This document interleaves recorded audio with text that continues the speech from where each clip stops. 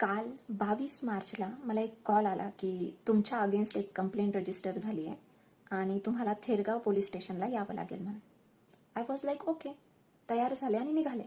पण मी विचार केला की थेरगावात एवढ्या लांब जाण्यापेक्षा एकदा नियर बाय पोलीस स्टेशनला जाऊन बघते म्हणून. नियर बाय पोलीस स्टेशनला गेले आणि तिथे तो नंबर चेक केला तर कळलं की तो फेक कॉल होता. 2 वेगवेगळ्या नंबरवरून कॉल आली. एक होते प्रमोद पोकळे आणि एक होते रोहित कंद्रे समथिंग, RK नाव आहे ते त्यांचं ट्रू कॉलरला. आणि यांनी कारणं अशी दिली की त्यांच्या कोणत्या तरी मित्राने त्यांचा फोन घेतला आणि त्याच्यावरून त्यांनी मला कॉल केला. He is a 22 year old गाय, 22 वर्षाचा मुलगा.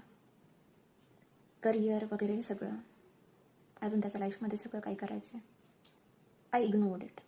सो पोकळे साहेबांनी मला दिवसभर भरपूर कॉल केले, भरपूर शिव्या दिल्या.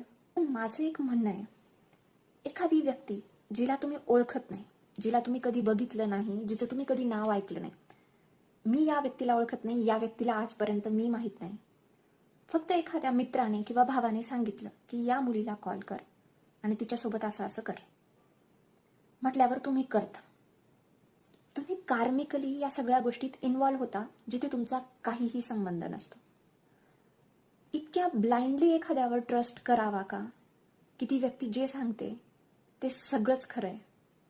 कदाचित असंही असू शकतं की आपल्या बाजूने सगळं चुकलं असेल आणि समोरची व्यक्ती इनोसंट असेल. तर मी माझ्या लाईफमध्ये आजपर्यंत कधीही खोटं बोलले नाही आहे, ना कधी मी कुणाचं वाईट केलं आहे. मी असं काहीही केलं नाही आहे ज्यामुळे मी देवाला घाबरावं किंवा कायद्याला घाबरावं. आणि हा रील बनवण्याचा मुद्दा हा की तुम्हाला जर असा फेक कॉल आला तर घाबरून जाऊ नका आणि त्यांनी सांगितलेल्या ॲड्रेसला जाऊ नका.